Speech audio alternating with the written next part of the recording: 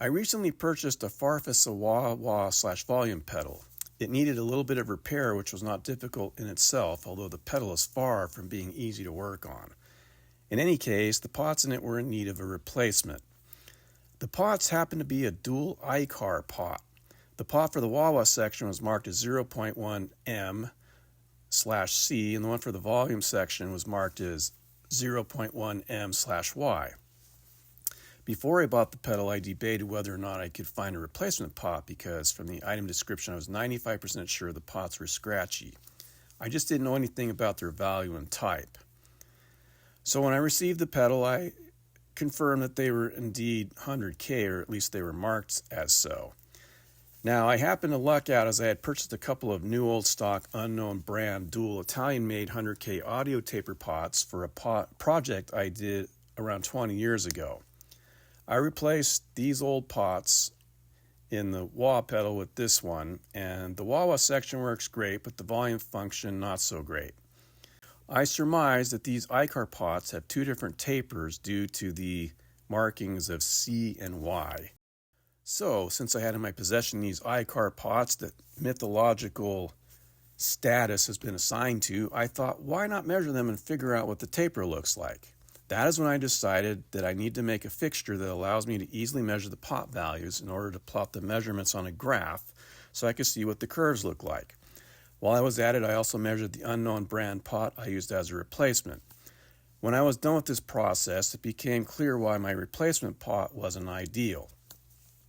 Then it occurred to me that I have a bunch of other old vintage pots that I could measure and compare. The results were very interesting and unexpected. It also shed some light on misconceptions that are out there about wah pots.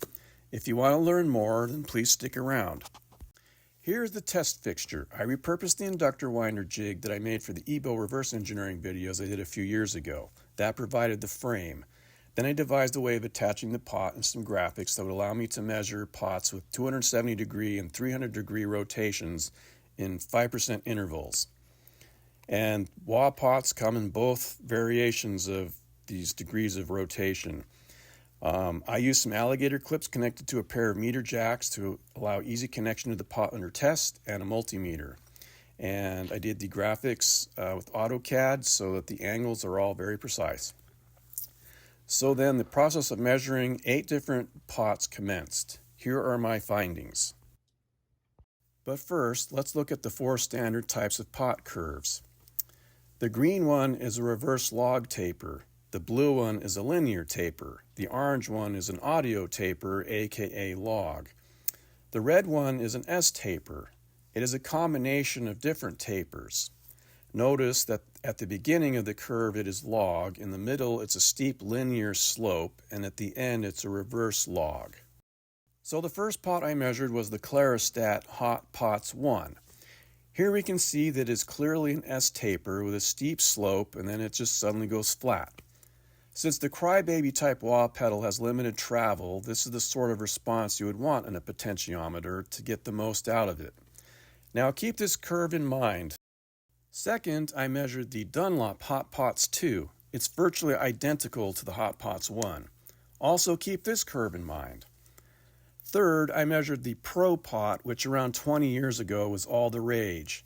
I bought it to replace the scratchy pot in my Italian-made Vox wah pedal that I purchased around 2003.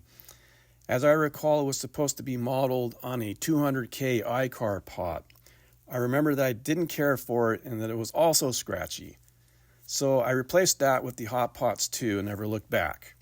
Notice that it is also an S taper, but it's long and drawn out. I think they just got that one wrong. Fourth, I measured the Prey pot that is found in Schaller wah pedals. These were made in West Germany. Someone gave me half a dozen of them years ago and claimed that they were reverse log, and my measurements confirm that they are indeed reverse log. Fifth, I measured the ICAR pots. Now, for whatever reason, a previous owner of my Farfisa wah pedal put oil on the pots, and I think it chemically altered one of them, but I do believe that the pot taper is still correct. So the 1.1 megohm/C pot looks like this. There's a break or something in the resistive element because there is no continuity between lugs 1 and 3, but there was enough there to get a very good idea of the curve on it. It's clearly an S-taper. The 0.1 megohm/Y pot is also an S-taper, but with a steeper slope, which in the far-fa-sa-wah pedal makes sense.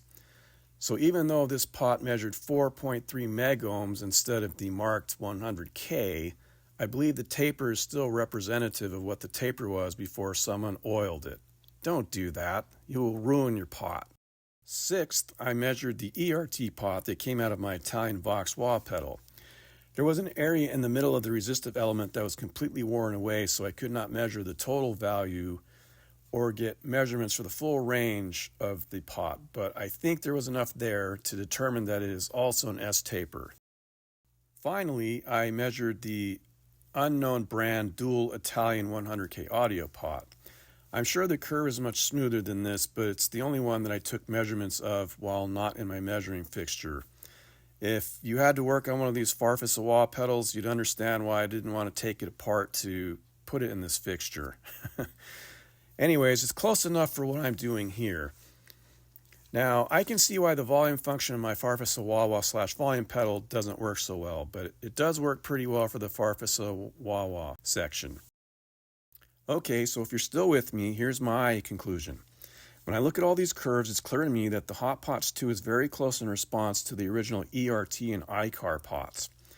Now, there's a whole industry manufacturers claiming to have replicated the iCar taper, etc., but to me it's all just splitting hairs, cork sniffing, arguing over minutia. So I now have quite a collection of different wah pedals, and after I've played each of them for a few minutes, I adapt to how they work without any problems. I don't fixate on, oh, I wish the pot response was this way or that way. I don't really care. I know for some people it's a big deal. For me, it's not. So maybe I'm a weirdo, but I don't really care if the pot on my wah pedal is a perfect replica of some legendary pot of mythological status. I just care that the response works reasonably well for a wah pedal, and above all else, that I know it's not going to go scratchy in a few months. I really hate that. It's very annoying when you spend like $40 on this pot and, it's supposed to replicate the iCar taper perfectly and all this stuff, and it goes scratchy in a few months. Really is annoying. So I'll stick with the Dunlop Hot Pots 2 as a replacement, but I did find these results to be very interesting. I had no idea of what I would discover when I started out on this endeavor. So an added bonus is now that I've created this pot testing fixture, I can very easily test pots with unknown specifications.